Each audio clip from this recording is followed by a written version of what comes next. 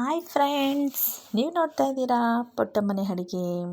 ಇವತ್ತು ನಾನು ಮಸಾಲೆ ದೋಸೆನ ಯಾವ ರೀತಿ ಮಾಡೋದು ಅಂತ ತಿಳಿಸ್ತೀನಿ ಫ್ರೆಂಡ್ಸ್.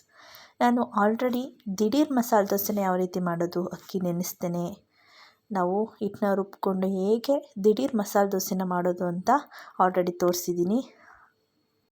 ನೀವಿನ್ನೂ ಆ ವಿಡಿಯೋ ನೋಡಿಲ್ಲ ಅಂತಂದರೆ ನಾನು ಆ ವಿಡಿಯೋ ಲಿಂಕ್ನ ಡಿಸ್ಕ್ರಿಪ್ಷನ್ ಬಾಕ್ಸಲ್ಲಿ ಹಾಕಿರ್ತೀನಿ, ಚೆಕ್ ಮಾಡ್ಕೊಳ್ಳಿ ಫ್ರೆಂಡ್ಸ್. ಈಗ ನಾವು ಅಕ್ಕಿನ ನೆನೆಸಿ ಮತ್ತು ಕಾಳುಗಳನ್ನ ಹಾಕಿ ಯಾವ ರೀತಿ ಮಸಾಲೆ ದೋಸೆನ ಮಾಡೋದು ಹೋಟೆಲ್ ರೀತಿ ಅನ್ನೋದನ್ನ ನಾನು ಈ ವಿಡಿಯೋದಲ್ಲಿ ತಿಳಿಸ್ತಾ ಹೋಗ್ತೀನಿ.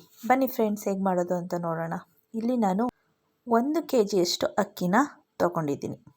ಇಲ್ಲಿ ನಾನು 1 kg ಅಕ್ಕಿನ ತಗೊಂಡು ಈ ರೀತಿ ವಾಶ್ ಮಾಡ್ಕೋಬೇಕು ಚೆನ್ನಾಗಿ, ಯಾಕೆಂದರೆ ಅದರ ಡಸ್ಟೆಲ್ಲ ಇರುತ್ತೆ. ಹಾಗಾಗಿ ಈ ರೀತಿ 3 ಸಲ ವಾಶ್ ಮಾಡಿಕೊಂಡು ನೀರನ್ನು ಹೊರಗಡೆ ಚೆಲ್ಬಿಡಬೇಕು. ಈ ರೀತಿ ನೀಟಾಗಿ ವಾಶ್ ಮಾಡೋದ್ರಿಂದ ಅದರಲ್ಲಿ ಧೂಳು ಕಳ್ಳು ಏನಾದರೂ ಇದ್ದರೆ ಅದು ಹೋಗಿಬಿಡುತ್ತೆ. ಈಗ ನಾವು 1 kg ಅಕ್ಕಿಗೆ ನೋಡಿ, ನಾನು ಇಲ್ಲಿ 3 ಸ್ಪೂನಷ್ಟು ಕಡಲೆಬೇಳೆ, ಒಂದು 200 ಗ್ರಾಮಷ್ಟು ಉದ್ದಿನ ಬೇಳೆನ ತೊಗೊಂಡಿದ್ದೀನಿ. ನೋಡಿ, ಈ ರೀತಿ ಎಲ್ಲನೂ ಸೋಸ್ಕೊಂಡು ಇಟ್ಕೊಂಡಿದ್ದೀನಿ. ನೀವು ಪಾವಲ್ಲಿ ಹಾಕೋತೀನಿ ಅಂದರೆ ಹಿಂಗೆ 3/4 ಪಾವಷ್ಟು ಹಾಕ್ಕೊಂಡ್ರೆ ಸಾಕಾಗುತ್ತೆ. ಮತ್ತು 2 ಸ್ಪೂನಷ್ಟು ಮೆಂತ್ಯ, ಹೆಸ್ರು ಬೇಳೆನ ಒಂದು 4 ಸ್ಪೂನಷ್ಟು ಹೆಸ್ರು ಬೇಳೆ, ಇಷ್ಟೆಲ್ಲನೂ ಕೂಡ ತೊಗೊಬೇಕು. ಇಷ್ಟೆಲ್ಲನೂ ತೊಗೊಂಡು ನೀಟಾಗಿ ಸೋಸ್ಕೊಂಡು ಅದನ್ನು ಈಗ ನಾವು ಅಕ್ಕಿ ನೆನೆ ಹಾಕಿದ್ವಲ್ಲ ಅದರೊಳಗಡೆ ಈ ಕಾಳುಗಳನ್ನೆಲ್ಲನೂ ಕೂಡ ನೆನೆ ಹಾಕಬೇಕು. ಸೆಪ್ರೇಟ್ ನೆನೆ ಹಾಕೋ ಅವಶ್ಯಕತೆ ಏನಿರಲ್ಲ. ಅಕ್ಕಿ ಒಳಗಡೆ ಇದನ್ನು ಕೂಡ ನೆನೆಸೋಣ.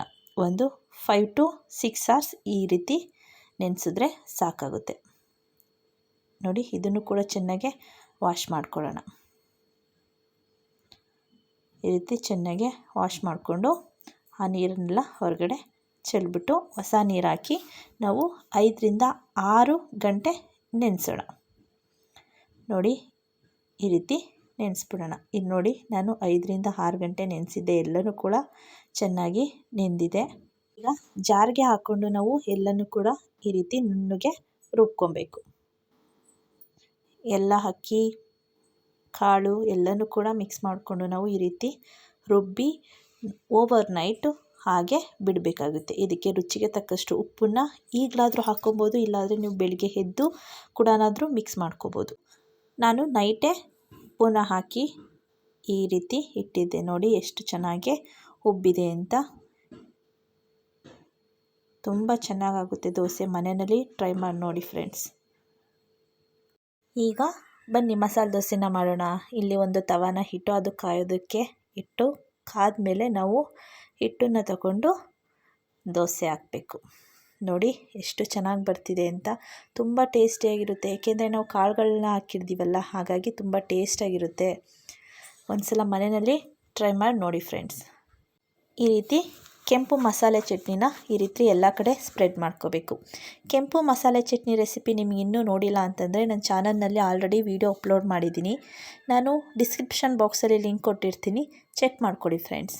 ಈ ರೀತಿ ಎಲ್ಲ ಕಡೆ ಕೆಂಪು ಮಸಾಲೆ ಚಟ್ನಿನ ಸ್ಪ್ರೆಡ್ ಮಾಡಿಕೊಂಡು ಮಧ್ಯ ಆಲೂಗೆಡ್ಡೆ ಪಲ್ಯನ ಇಟ್ಬಿಟ್ಟು ಮಡ್ಚಿದ್ರೆ ಬಿಸಿ ಬಿಸಿಯಾದಂತಹ masala dosa ready to serve.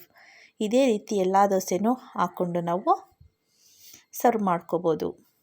ತುಂಬ ಚೆನ್ನಾಗಿರುತ್ತೆ, ಹೋಟೆಲ್ ರೀತಿಯೇ ಚೆನ್ನಾಗಿರುತ್ತೆ ಫ್ರೆಂಡ್ಸ್. ಮನೆಯಲ್ಲಿ ಒಂದು ಸಲ ಟ್ರೈ ಮಾಡಿ ನೋಡಿ, ನೀವೇ ಹೇಳ್ತೀರಾ ಸೂಪರಾಗಿತ್ತು ಅಂತ. ಇಲ್ಲಿ ಕಾಳುಗಳೆಲ್ಲ ಹಾಕಿರೋದ್ರಿಂದ ಚಿಕ್ಕ ಮಕ್ಳಿಗೂ ಕೂಡ ಇಷ್ಟ ಆಗುತ್ತೆ, ಆರೋಗ್ಯಕ್ಕೂ ಕೂಡ ತುಂಬ ಒಳ್ಳೆಯದು.